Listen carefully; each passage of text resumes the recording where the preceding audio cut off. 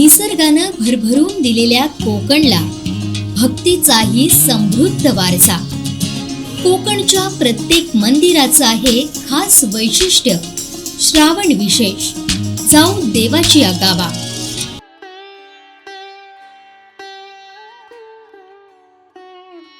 गर्द वनराई, बाजूला वाहती नदी, असं निसर्गानं मुक्त हस्तानं उधळण केलेलं सावंतवाडी तालुक्यातील ओटवणे गाव. राजघराण्याशी जवळचं नातं असलेलं हे गाव. याच गावची प्रसिद्ध देवता श्रीदेव रवळनाथ. ओठवणे गावचा श्रीदेव रवळनाथ.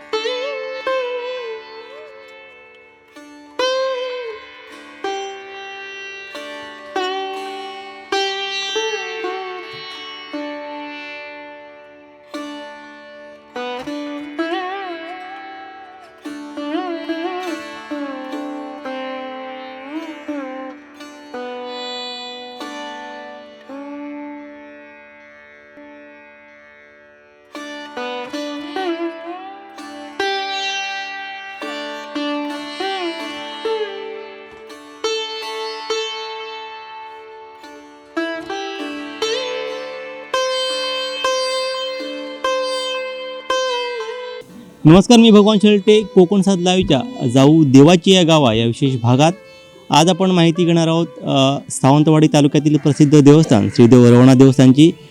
संस्थानकालीन असलेल्या देवस्थानबद्दल काय आख्यायिका आहेत, काय इतिहास आहे, यात आपण इथल्याच मानकरांकडून आपण जाणून घेणार आहोत.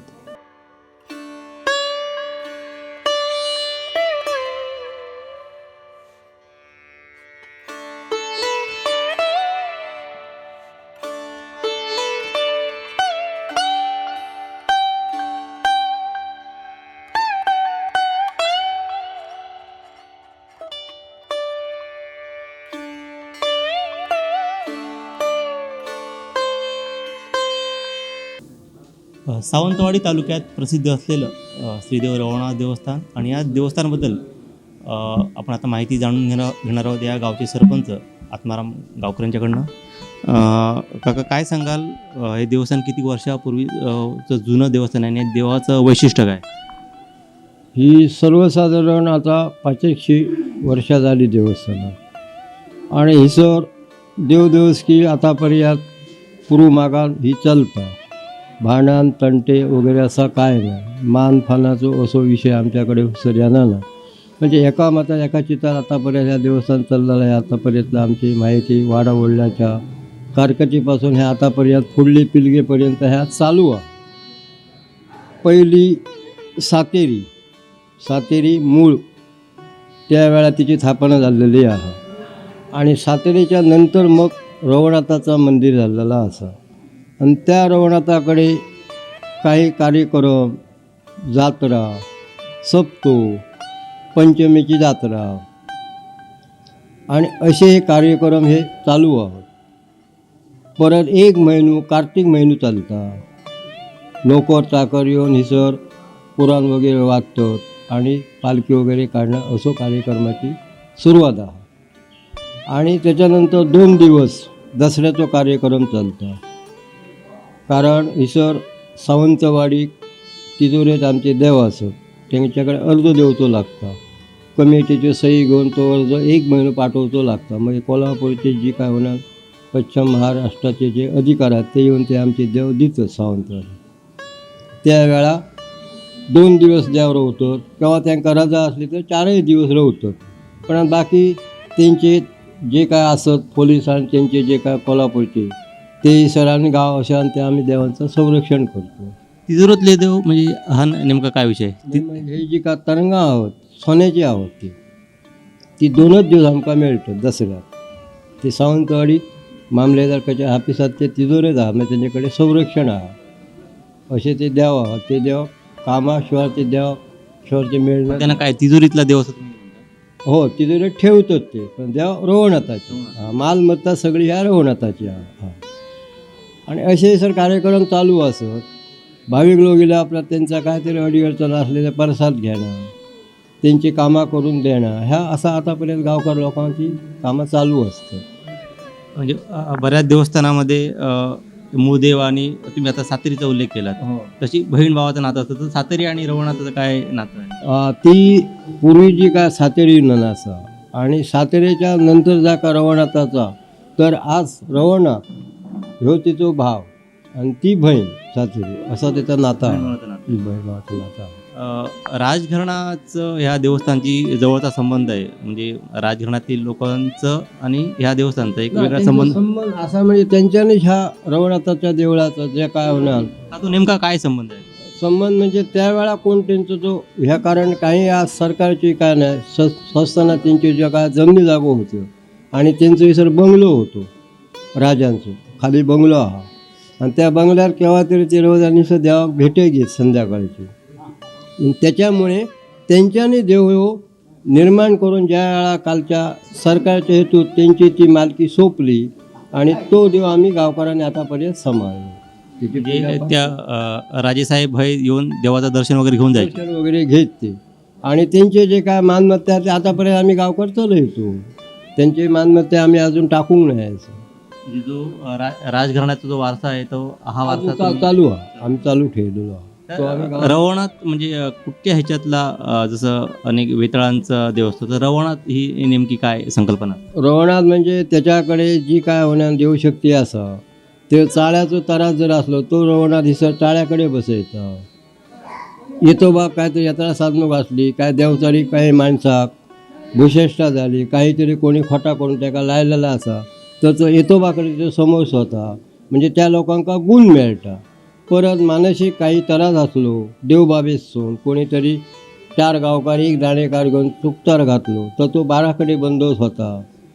त्याच्या बाहेर काहीतरी जर खुसलाच काय कोणता काय जर नाही होणार सुख मिळणार ना तर तो 360 केला सगमत चाळो हा, त्याच्याकडे सांगण्या केल्यावर परत तो गुण मेळटा.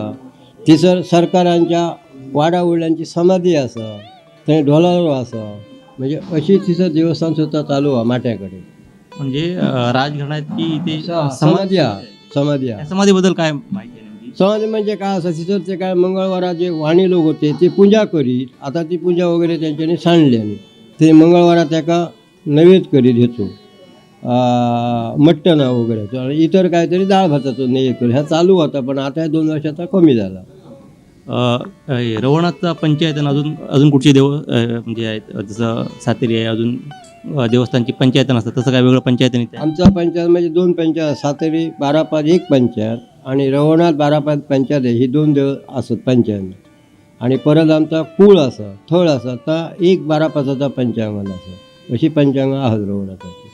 आणि वर्षभर कुठून म्हणजे सावंतवाडी तालुक्यातला हा प्रसिद्ध देवस्थान आहे, तर अजून कुठून दर्शनासाठी भाविक नवसाठी येतात? दर्शनासाठी सावंतवाडीसून येतात, कोल्हापूर, बेळगाव, मुंबई, गोवा, म्हणजे सगळे जे काय देशात गाव असत ते ह्या देवाकडे येणार नाही असा सांगता आम्ही शकलो नाही.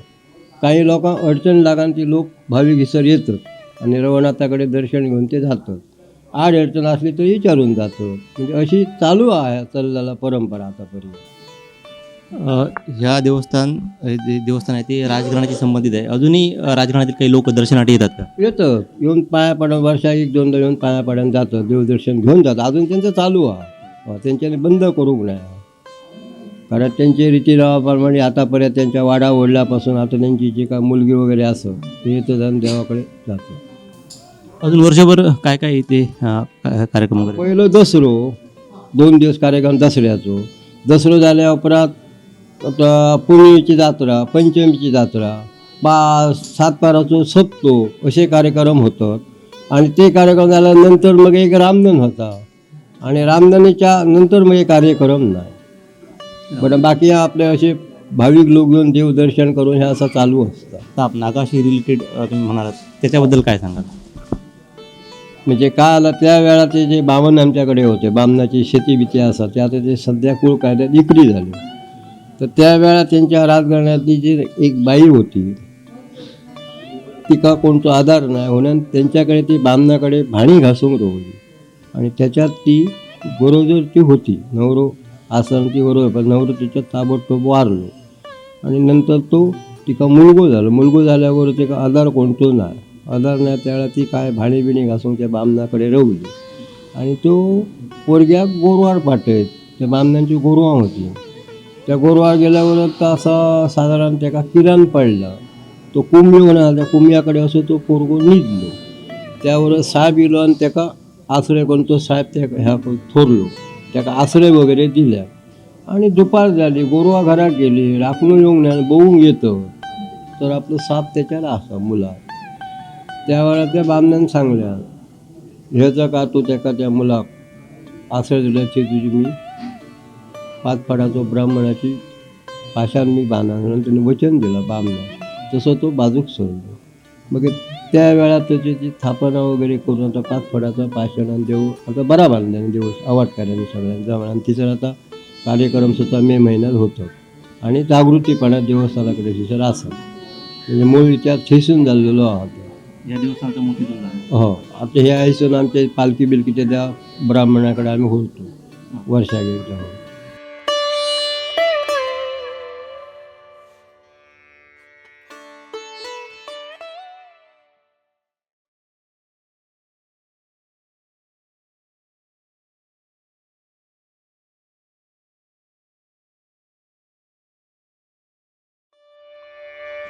सावंतवाडी शहरापासून अगदी जवळ असलेलं हे गाव आणि इथली देवता श्रीदेव रवळनाथ आणि सातेरी यांचं मंदिर जरूर पाहावं असंच आहे.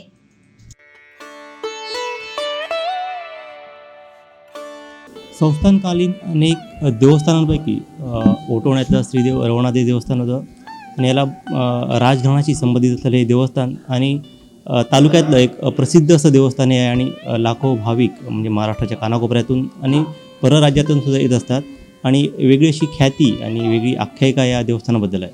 कॅमेरामन साहिल बागवेसह भगवान शेलटे, कोकण सात लाईव्ह, सावंतवाडी, सिंधुदुर्ग.